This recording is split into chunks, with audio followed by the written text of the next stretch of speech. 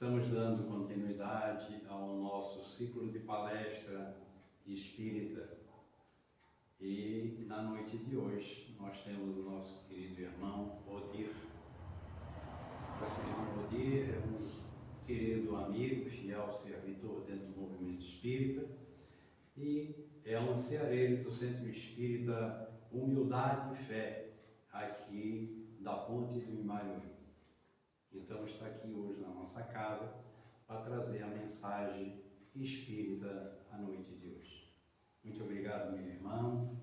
É sempre um prazer e uma alegria para todos nós ter a tua presença aqui, colaborando conosco nessa casa e também na divulgação da doutrina espírita. Então convido a todos para reunir o nosso pensamento agora a Deus e a Jesus.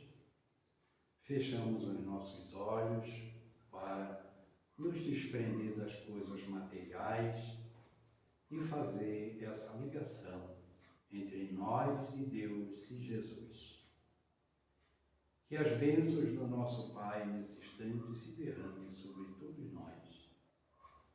Que o nosso Mestre e amigo Jesus continue, como sempre, a nos abençoar por toda parte, Senhor. Aonde estiver um dos nossos irmãos, necessitados como nós, das tuas bênçãos, do teu amor. Que essa prece vá ao encontro de cada um. Pai nosso que estás no céu, santificado é o vosso nome. Venha a nós, Pai, o vosso reino. Seja feita a vossa vontade, assim na terra como é feita no céu. O pão nosso de cada dia dá-nos hoje. Perdoa nossas dívidas, assim como perdoamos os nossos devedores. Não nos deixes cair em tentações e nos livre do mal. Em teu nome, Pai, em teu nome, Jesus, em nome da equipe espiritual Missionários da Luz, declaramos aberto a palestra doutrinária da noite de hoje. Passamos a palavra ao nosso irmão Odir e rogamos as bênçãos de Deus em seu favor. Deus te abençoe, meu irmão. A palavra é tua. Boa noite a todos. Boa noite. Antes de mais nada, gostaria de agradecer as palavras do Altamira, agradecer a casa pelo convite, parabenizar, né? 5 anos passam rápidos, né? Mas de qualquer forma a gente está no movimento, sabe o quanto difícil que é instalar, manter, né, uma casa espírita. A gente sabe que no dia a dia as tarefas elas são grandes, né? E a equipe de Jesus já lá atrás colocava para nós que a seara é grande, os ceareiros são poucos, né? E dentro da casa espírita a gente encontra essas dificuldades às vezes, né? Mas que bom que nós temos a oportunidade de estarmos aqui servindo a Cristo. Poderíamos nós estar em outros locais, né? Talvez se nós buscarmos aquele conhecimento íntimo de cada um, nós vamos ver as nossas tendências, vamos ver as nossas dificuldades e ver o quanto nós estamos tendo uma oportunidade de mudança e de melhora. E é basicamente nesse tipo de mudança, de melhora, que a casa, penso, né, fez a proposta para o plenário em relação a esse aniversário de 5º ano, que é o espírita em tempos de transição. Eu vejo ali a foto, até fiquei muito, acho que botaram Photoshop ali no negócio, porque na real não fica muito assim. Mas assim, fala-se em transição. Mas antes da gente chegar propriamente naquilo que a gente gostaria de falar, a gente vai fazer assim uma contextualização. O que é essa transição? O que é transição? O significado disso, né? É uma mudança, né? É uma passagem, uma mudança de condição. Ou seja, quando nós falamos em uma transição, nós estamos falando de uma modificação. E em relação, é claro, à questão planetária, nós estamos falando de uma modificação do nosso planeta. Mas a modificação do nosso planeta é como um todo. Ela engloba o próprio planeta, mas principalmente aqueles que habitam este planeta, né? Então, nós que aqui estamos passando por esse momento de modificação. A gente, sabendo os conceitos da doutrina espírita, vemos que nós estamos num mundo de expiação e prova, né? Ou seja, é um mundo no qual nós viemos aqui para resgatar aquilo que nós fizemos de errado, né? Viemos aqui de uma forma até que meia compulsória para repararmos aquilo que nós fizemos de errado, para nos expurgarmos daqueles erros e ao mesmo tempo provarmos que estamos melhores, né? Vermos se nós temos resistência àquelas dificuldades que outrora nós tínhamos.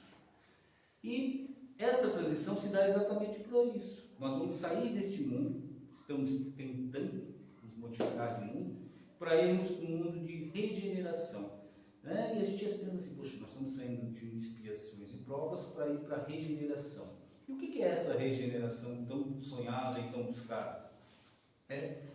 Aí Kardec, lá no Evangelho, ele diz para nós que os mundos regeneradores, eles são só um mundo de transição também, né? Então, quando a gente está falando em transição planetária, a nossa transição ela começa aqui no mundo de expiação e prova, ela passa por um mundo regenerador, mas esse mundo regenerador também é uma transição, uma passagem para que nós cheguemos nos mundos felizes, que é o nosso objetivo mais próximo, né? Mas, vejamos, esse mundo de regeneração ele existe, então nós temos que chegar até ele primeiro para depois irmos para o próximo. Assim como nós saímos do primitivo e chegamos no de expiação e prova. A gente acha que está ruim, né? Mas a gente já foi primitivo, né? A gente já teve um momento de transição planetária, a gente não lembra, mas a gente já teve. Então as dificuldades inerentes a esse momento que nós estamos passando, nós já passamos lá outrora. Mas como nós éramos tão embrutecidos, nós tivemos essa transformação de uma forma muito lenta e gradual. Mas agora nós estamos numa nova fase de transformação. Nós estamos indo para um mundo de regeneração. E essa luta, essa busca, vai fazer com que nós soframos. Por quê? Porque nós temos que mudar aquilo que nós efetivamente somos. Nós temos que nos reconstruir. Como dizia Paulo, é a briga do homem velho contra o homem novo. É nós modificarmos aquilo que está tão dentro de nós, né? Já vem de longas existências, nós repetindo aquelas situações, para um homem novo, aquele que Jesus trouxe para nós, né? Ele disse assim, conhecereis os meus servos por muitos se amarem. E aí eu nos pergunto, nós nos amamos? Nós já somos servos de Jesus? Falando de nós aqui que estamos aqui, e também que estamos em casa. Nós já conseguimos nos amar? Ou nós ainda não nos amamos totalmente? Nós olhamos para o nosso semelhante como? Né? E ainda discutimos no início com pensamentos distintos. Quando eu penso diferente de alguém, como é que eu olho para ele? Como que eu vejo a posição dele? Né? Então, essa proposta de Jesus de nos conhecer, de nos reconhecer por muito nos amarmos, talvez seja uma grande construção que nós ainda estejamos para fazer. Kardec disse que os espíritas seriam conhecidos pela sua força de transformação. Aí já ficou um pouco mais tranquilo para nós. Porque o exercício da transformação é uma constante quando nós adentramos a doutrina espírita, ou não é? Se cada um de nós olhar para dentro de si agora, vai ver que já se modificou bastante, né? Ou não? Sim, né? Eu, particularmente, olhando para mim, me vejo muito modificado de quando eu comecei, e olha que eu era pequenininho, né? Estava lá no ventre da minha mãe, porque a minha mãe, graças à misericórdia divina, porque provavelmente já era muito atrapalhada, já tive que nascer dentro de um lar espírita, para ir aprendendo desde pequenininho para não fazer mais besteira.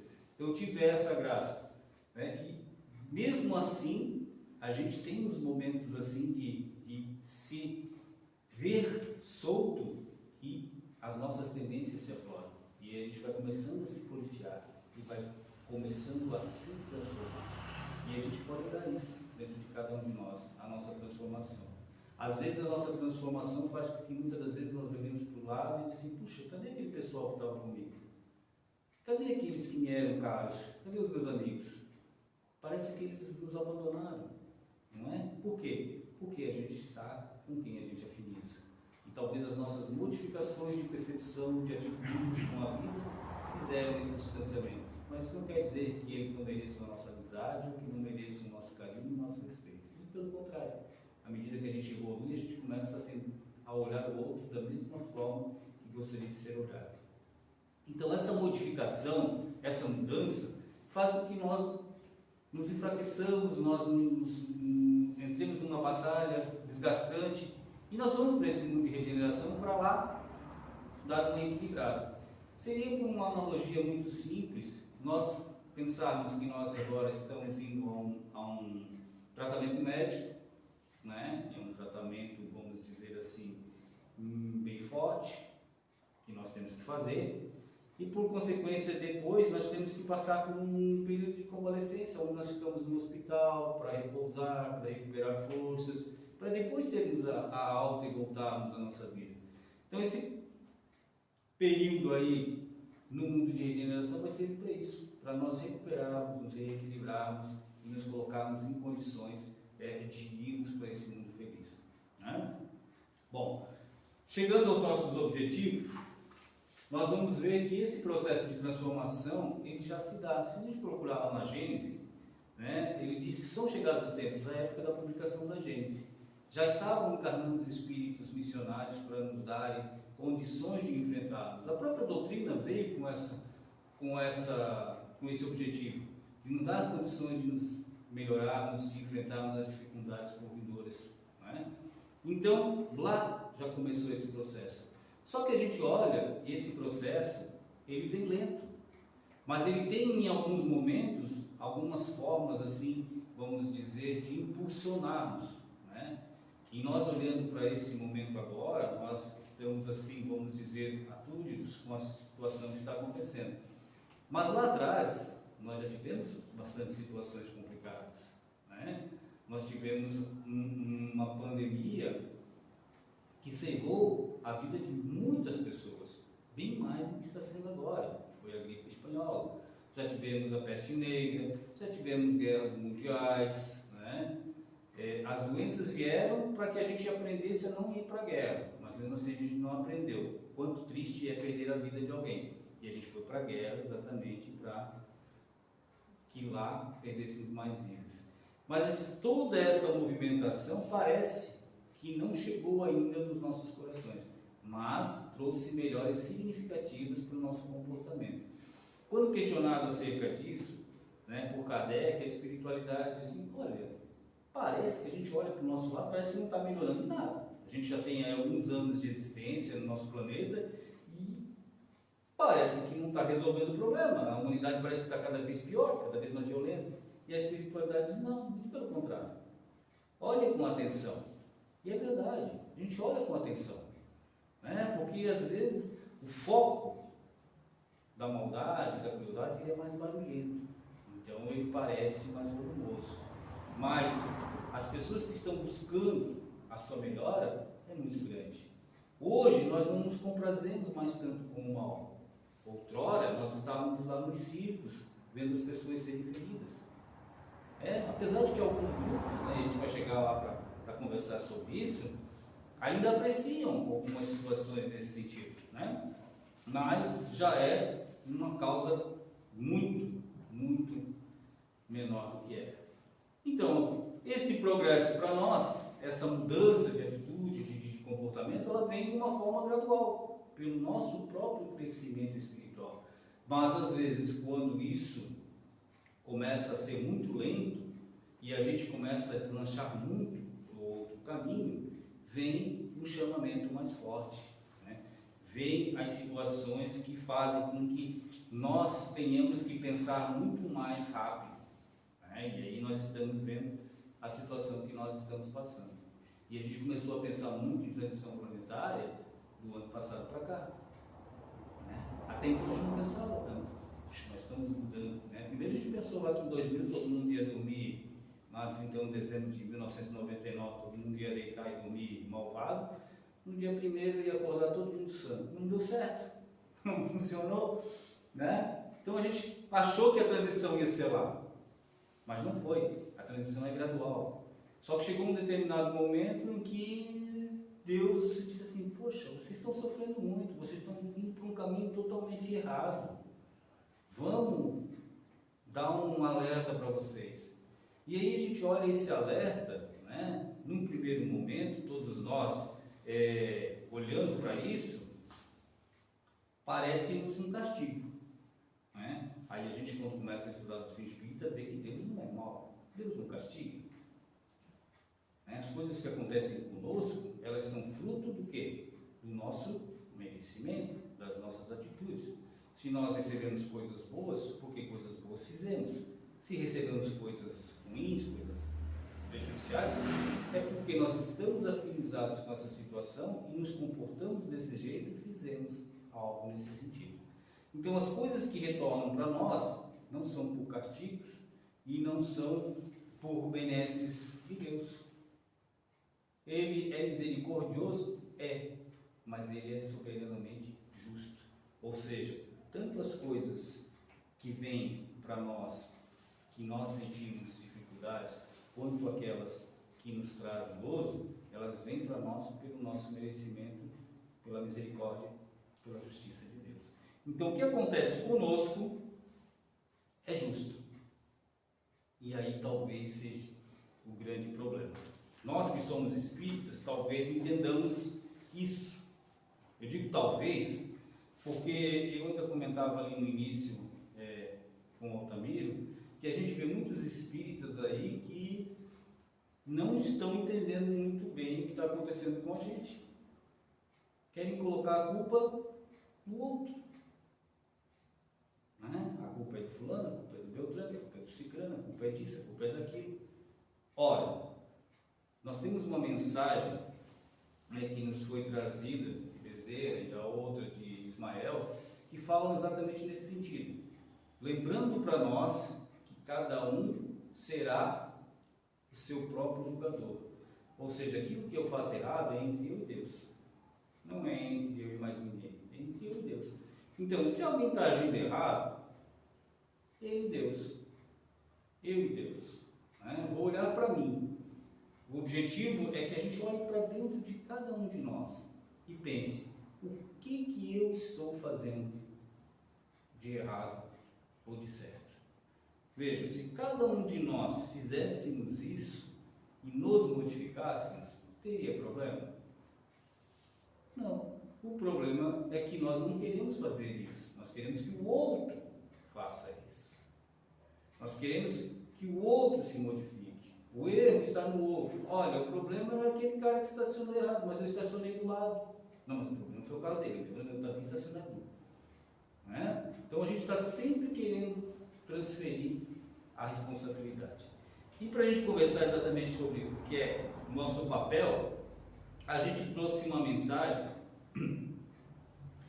extraída do livro Nas Fronteiras da Nova Era, que é uma leitura das obras de Manuel Filomeno de Miranda pela Sueli Caldas Schubert. Tá? E a mensagem é assim: na voluptuosa viagem para fora, assim também na sôfrega ânsia do prazer, o ser humano abandonou o legítimo significado existencial, o enriquecimento interior em favor da própria imortalidade, para ater-se ao hedonismo ilusório, procurando esquecer a transitoriedade do envoltório carnal, atribuindo-lhe equivocada perenidade. Aí a gente vai para o dicionário porque vou comprar. Mas o que ele quer dizer? A gente, né, buscou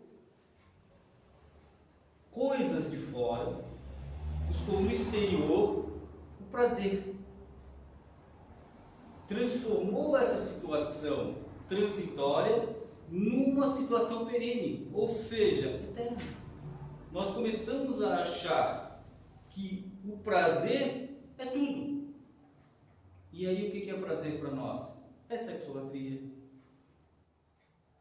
é drogação, é poder, enfim, né? Então a gente começou a buscar essas coisas, trocou o que nós deveríamos buscar, que era o nosso crescimento moral, que era o que nós falamos por isso, né? Ele fala do hedonismo, que é o quê? Que é uma doutrina que tudo é prazer, você tem que buscar o prazer em tudo.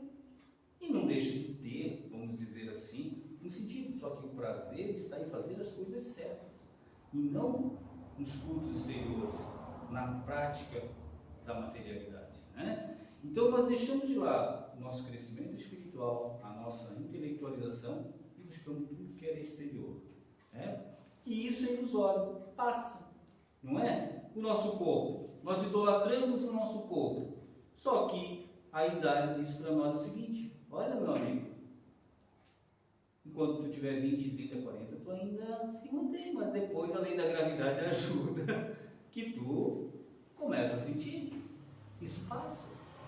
Agora, o que tu é de fato, as pessoas vão ver, né? Não é a aparência física. Você pode ser extremamente bonito, lindo, maravilhoso. Isso vai te vender algumas coisas, talvez para aqueles que olham o aspecto material. Mas isso é ilusório, passa. E aí a gente vê que quando isso passa, acabam-se as paixões, acabam-se as amizades, porque eram vinculadas à questão exterior. E assim também em relação ao poder, né? Quando eu sou isso, está cheio de pessoas. Agora, se eu deixar de ser isso, essas pessoas não estarão mais olhando para mim com admiração. Então eu tenho que continuar aqui. E para eu continuar aqui, eu não estou me preocupando o que eu tenho que fazer. Se eu tiver que atropelar 500 pessoas, né? Para eu me manter ali, para eu ser admirado. Mas não é assim. Isso também passa. Porque algum dia, um desses que eu atropelo pode me atropelar. Ou outro que tenha menos sensibilidade que eu me atropela. E ele vai para o meu lugar. Então essas coisas são passageiras, são materiais, elas se extinguem. E eu ainda continuo. E qual é o papel do Espírito nesse sentido? É exatamente que nós já compreendemos o que nós somos. O que nós somos de fato? Nós não somos um corpo, nós somos um espírito. Deus nos criou o ser espiritual para ser feliz. Nós somos eternos, nós não temos fim. Quer queiramos ou não, isso é uma verdade. Nós não temos fim. A gente vai desencarnar daqui a pouco? Vai. Uns antes, outros depois, um disso, outro daquilo.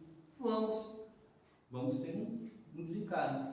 Agora, aquilo que efetivamente nós somos, a essência, que é o ser espiritual, esse continuará e levará além túmulo aquilo que ele conquistou, aquilo que ele é de fato. Então, a gente não vai levar o poder, a gente não vai levar a beleza física, a gente não vai levar o carrão, a gente não vai levar o dinheiro, a gente não vai levar isso, não vai levar aquilo. A gente vai levar aquilo que a gente interiorizou, aquilo que a gente efetivamente fez.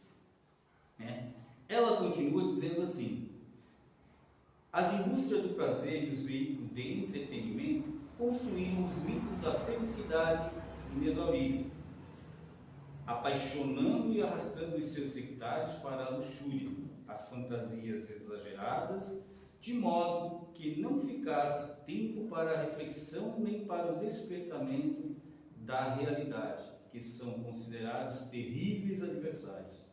Tudo fazem para manter os seus adeptos fascinados e vencidos pelos vapores do prazer, olvidando do milagre do tempo que a tudo vence no mundo.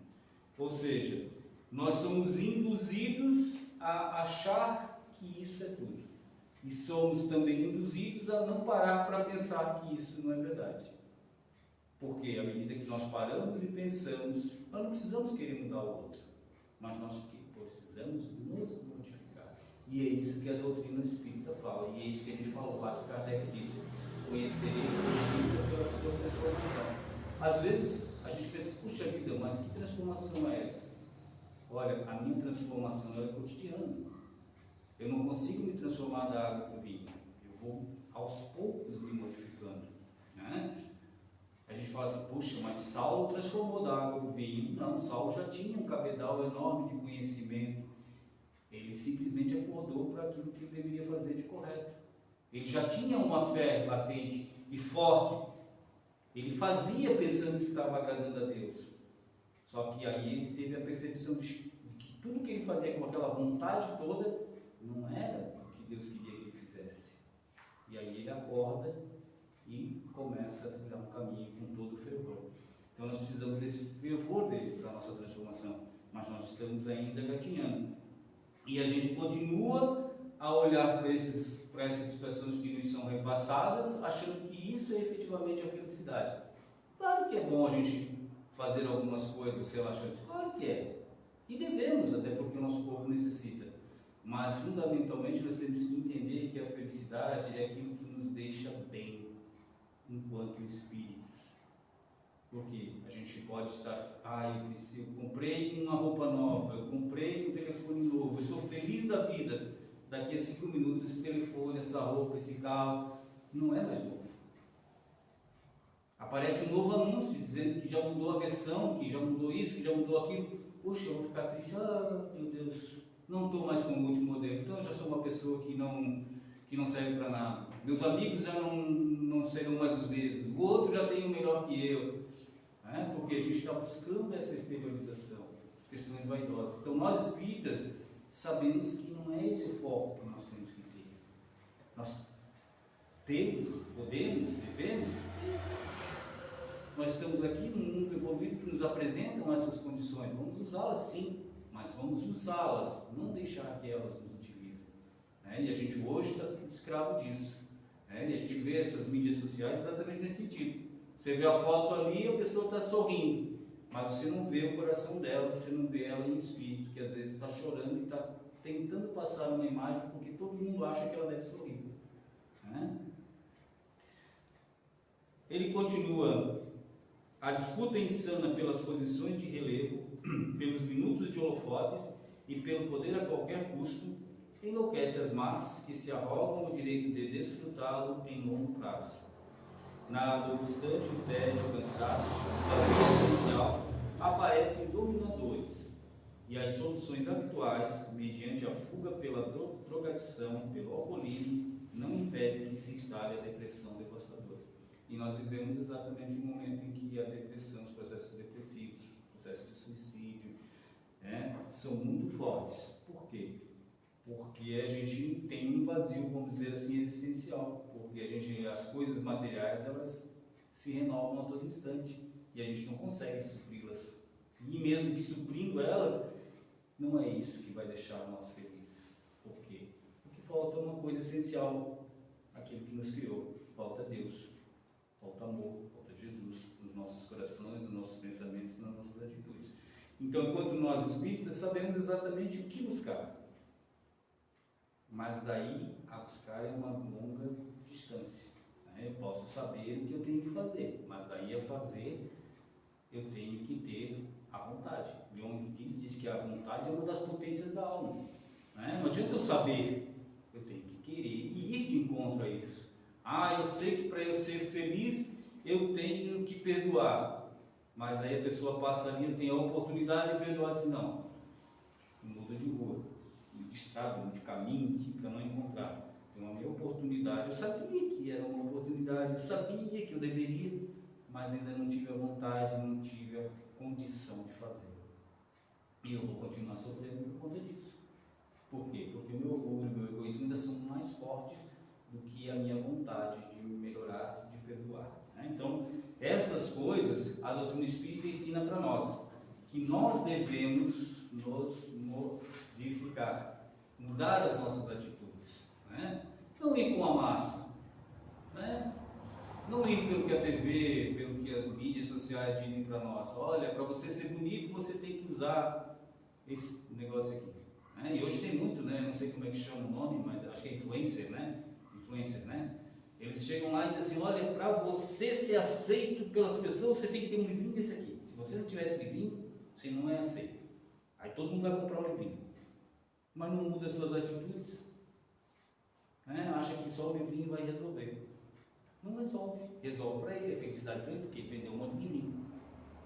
E ele também está pensando só nas questões materiais. E a pessoa compra um livrinho, não muda nada na vida dela, ele entra no quê?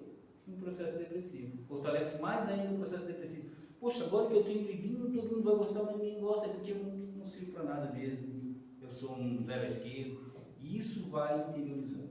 Mas por que essa coisa está tão complicada hoje? O Haroldo Dutra, em uma de suas exposições, ele fala exatamente assim, ó, eu coloquei entre aspas e copiei exatamente o que ele falou, para não dizer depois, né, que fui eu que criei. Ele diz assim: encarnações em massa de espíritos imperfeitos que reencarnam e alteram o cenário do mundo. Mudaram a arte, a cultura, a economia, os costumes sociais, a estrutura familiar, etc. E veja, ele não está numa situação assim que a arte está meio complicada, né? Nossa arte atual, que dizem ser arte, não é uma situação meio complicada. Nossa cultura tem umas coisas muito esquisitas, né? Economia, costumes, estrutura familiar, enfim. Por quê? Né? Quando a gente falou lá atrás que antigamente a gente ia aos espetáculos para ver as pessoas se degladiarem, né? Alguns espíritos de lá ainda estão vindo para cá e gostam de ver isso, né? A gente tem umas lutas aí que as pessoas ficam se degladiando ali e o negócio é esquisito ali, é para nocautear mesmo, para machucar mesmo a outra pessoa. E as pessoas se compram. Então, assim, vejam, né, os retornos, os gostos, e aonde nós estamos nesses gostos. Qual é a nossa tendência nesses gostos, né? O que nós estamos pensando, nós espíritas? Porque a gente olha assim nessa questão que nós estamos passando aqui, da pandemia, como aquele castigo. Mas, na verdade, nós poderíamos estar passando por coisas piores. Já passaram para pensar? Já pararam para pensar? Nós estávamos aí em umas guerras frias, envoltos em conflitos aí que poderiam gerar uma terceira guerra. Essa terceira guerra poderia ser muito mais destrutiva, muito pior para todos nós. E veio a pandemia, que graças à misericórdia divina ainda, logo depois a gente já tem um processo de cura, já tem vacina, as pesquisas estão se adiantando, enfim, a gente já está conseguindo contornar a situação. Ainda estamos sofrendo? Estamos, mas não precisamos entrar em pânico, temos que ter fé. Né? Nós espíritas sabemos que isso é uma oportunidade, não é um castigo. Uma oportunidade para quê? Para a gente olhar para dentro da gente e se melhorar. A gente conseguir, quando Deus colocou a gente bem certinho lá no canto, assim, olha, né? Quando a gente quer que as crianças pensem, né? A gente assim, ó, vai lá e começa a pensar o que fez de errado. Né? Mas assim, do mesmo modo que a gente coloca uma criança lá para pensar, às vezes, a gente tem que dizer para ela o que ela tem que pensar. Né? Porque às vezes, olha, está de castigo, vai lá para o cantinho do pensamento. O que eu fiz de errado? Por que eu estou indo para lá? Né? Deus não, Deus tem todo o conhecimento que nos foi trazido. A doutrina espírita e outras religiões estão aqui para nos mostrar como nós devemos nos portar. E agora nós estamos tendo a oportunidade de refletir. Nós estamos nos portando dessa forma, nós estamos nos comportando, estamos agindo da forma como Deus gostaria que nós agíssemos. Ele nos dá liberdade de escolha, mas também chega um momento em que ele, por conta da sua própria misericórdia, diz assim: puxa, vocês estão sofrendo demais, né? Estão sofrendo demais, olha, para e pensa, o que vocês estão fazendo com vocês? A gente não chega assim: olha, meu filho, para, pensa, olha as besteiras que tu está fazendo, muda a tua atitude, muda a tua vida. A gente que é imperfeito chama às vezes a atenção dos nossos filhos para essas coisas, dessas coisas que a gente conhece. Então Deus também está chamando para nós, assim: olha, não tem outro jeito, então vamos parar aí de um jeito para vocês olharem para vocês mesmos, para o outro, para vocês, né? Porque a doutrina não vai nos livrar da dificuldade. Nós estamos aí com todo mundo. Estamos sujeitos a ficar doentes, estamos sujeitos a desencarnar por conta da doença, estamos sujeitos a ter dificuldades, estamos sujeitos a perder emprego, porque nós estamos aqui e nós somos parceiros nesse mundo. Provas e expiações, nós estamos aqui também para provar, para expiar.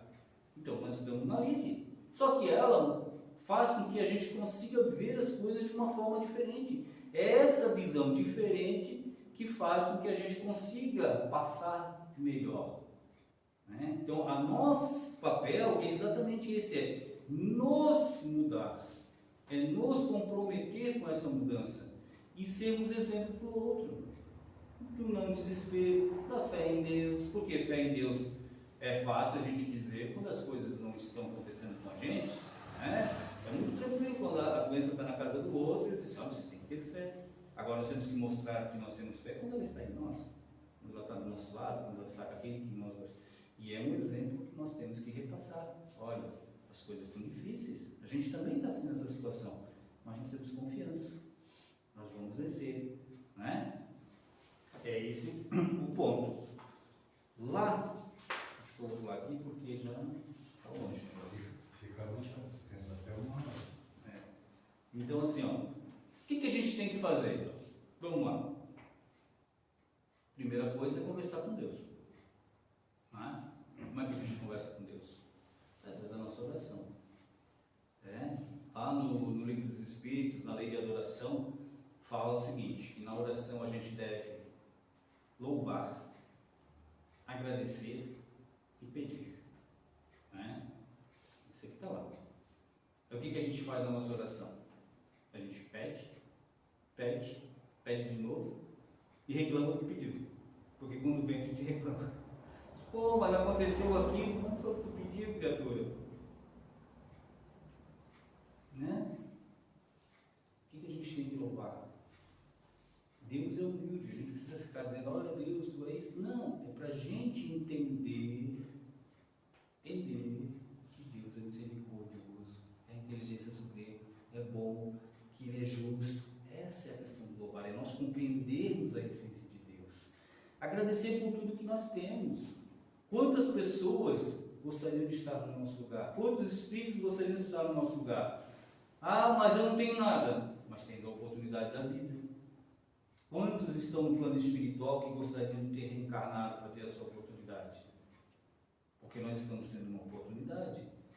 Né? Nós não precisamos ser perfeitos para ficarmos num mundo de regeneração. Não. Nós precisamos ter a propensão de sermos bons, de querermos nos melhorar. Essa vontade de querer melhorar. Então é uma forma de ter essa oportunidade. Então nós já estamos aqui encarnados. As dificuldades são inerentes a nós mesmos. Agora também não temos que olhar para o nosso irmão que está sofrendo e dizer assim, não, ele está sofrendo porque é a causa e efeito. Ação e reação ele tem que passar por aquilo. Não. Ele tem ação e reação, mas eu também tenho ação e reação. Ou seja, se eu sou colocado no caminho dessa criatura, é para que eu possa ajudá-la. Seja de que forma for. Nem que seja para ficar do lado dele, amparando e me orientando.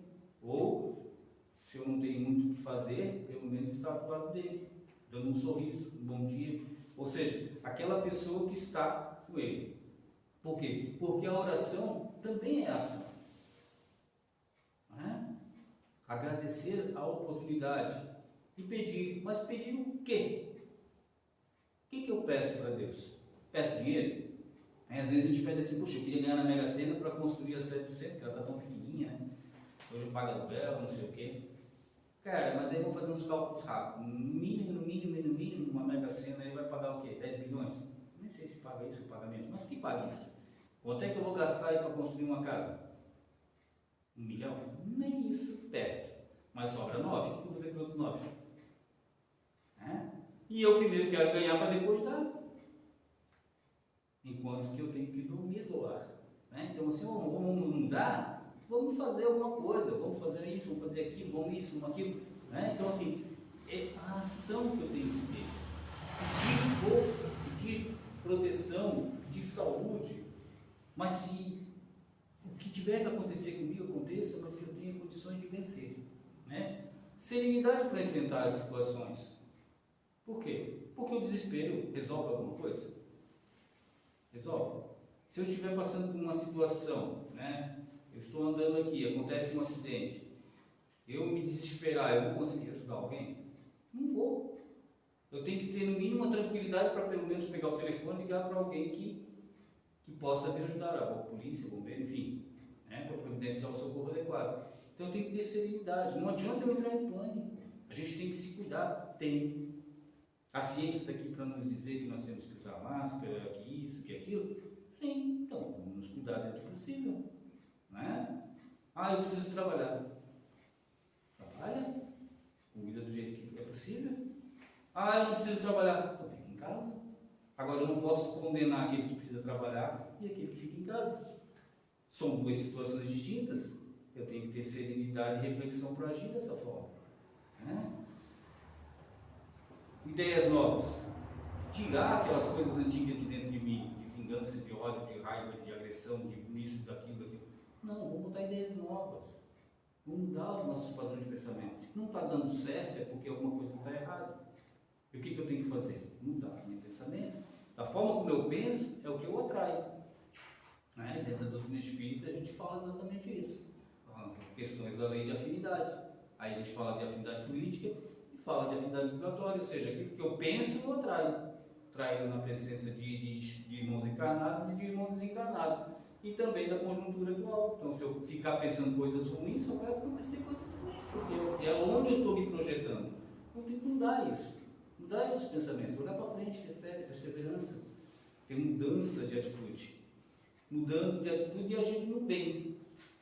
Né? Fazendo bem ao meu semelhante, perdoando. Né? Aquele que pensa diferente de mim, não precisa xingar ele. Não tenho nada para falar, então fico quieto. Né? Porque tem uma necessidade tão grande hoje das pessoas, né, de aparecerem, que é incrível isso. Né? Então, assim, se as pessoas não têm o que falar, xingam, não sabem do que estão xingando. Falam, fazem comentários que nem sabem. Hoje todo mundo é especialista em tudo. Né? Tem até especialista em doutrina espírita, né, que comenta tudo quanto é coisa. Mas não é assim, a gente não sabe de tudo. Nossa, eu não sei. Se eu sei que vai complicar, deixa quieto. Né? E é isso que a Joana de Anjos fala, é bem curtinho aqui, no livro Vida Feliz, tá? Capítulo 23, ela diz assim, ó, esclarece com calma e argumenta serenamente. Por quê? Porque esse argumenta serenamente é tranquilo. Se você argumenta, você vai estar sereno. Se você não tem argumento, você grita, você esperneia, você xinga. Por quê? Porque você não tem argumento. Às vezes a pessoa tem mais argumento que você, aí você não sabe como contra-argumentar, o que você faz? Você xinga, esperneia, você vai agredindo. Né? Então ela diz assim, ó, esclarece com calma e argumenta serenamente. Se o outro não leva em consideração os seus conceitos, silencia e entrega-o ao tempo, que a todos nos ensina sem pressa. Então assim, todos nós temos o nosso tempo. Hoje nós estamos aqui dentro da casa espírita, mas ontem não estávamos. Né? Assim como muitos irmãos hoje estão em outros locais. Né? Alguns são bem bons e não passaram teoricamente por dentro da casa espírita, mas têm atitudes corretas. Enfim, cada um de nós tem um tempo. Aquele às vezes que nós queremos mudar, ele não vai mudar de forma forçada. Se assim fosse, as nossas leis mesmo todas atrapalhadas, nossas leis cíveis, criminais que nós temos, fisicamente falando, elas não nos incitam a fazer coisas erradas. Né? Se fosse assim por decreto, a gente estaria agindo certo. Mas não é assim que funciona. Nós temos que nos construir, cada um de nós tem o seu tempo. E é isso que a Joana de Anjos diz. A gente vai de encontro ao outro, fazendo aquilo que a gente acha correto. Mas se não der certo, não vamos brigar com ele. Não vamos xingar, não vamos empenhar, vamos continuar com a nossa atitude. E a gente tem bons exemplos, né? O Chico, o próprio Divaldo, né?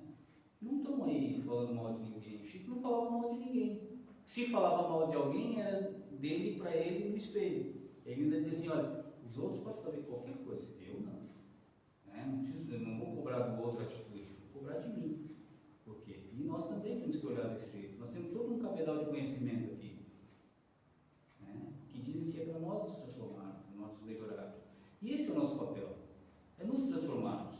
E nos transformando, sermos exemplo dos outros. Não adianta a gente querer que o outro se modifique se a gente não se modifica, né? Pessoal, eu tenho um livrinho bem bom para te ler, o Evangelho segundo o Espiritismo. Só fala coisa boa.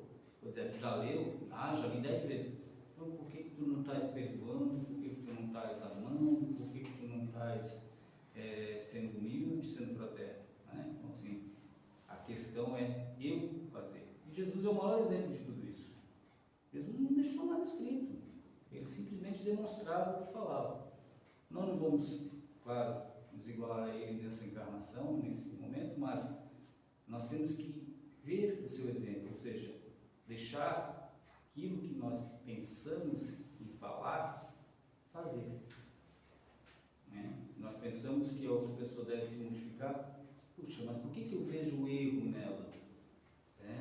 Sócrates dizia assim, que a gente vê no outro aquilo que está dentro da gente. Ou seja, não julgues pelo que você é, ele dizia assim. Ou seja, o que é isso? Eu consigo ver errado lá nele porque eu tenho afinidade com esse erro. Está dentro de mim também. Então, se eu acho que a outra pessoa é orgulhosa, é porque eu também sou orgulhoso. Se eu acho que ela é agressiva, é porque eu também sou. Então, assim, se eu estou vendo isso, primeiro me melhoro, para depois tentar que a outra pessoa se melhore. Né? Então, que nós consigamos, né, vencer esse momento de transição, que nós cheguemos aí no nosso processo evolutivo todos juntos, né, continuemos aqui no nosso planeta com bastante fé, com bastante vontade, porque logo a gente consegue passar essa dificuldade. Mas talvez venham outras. Nós não devemos nos esmorecer. Devemos ter fé e perseverança. É esse o nosso papel. Seguimos adiante, confiança em Deus, em Jesus, porque eles não querem o nosso sofrimento. Isso é um ponto pacífico. Eles não querem o nosso sofrimento, eles querem a nossa felicidade. Agora, a forma como nós vamos buscá-la compete a nós, e nós temos a liberdade de escolha e liberdade de ação para agir. Que nós ajamos dentro do bom, do bem, e sejamos cada vez mais felizes. Deus nos abençoe e que Jesus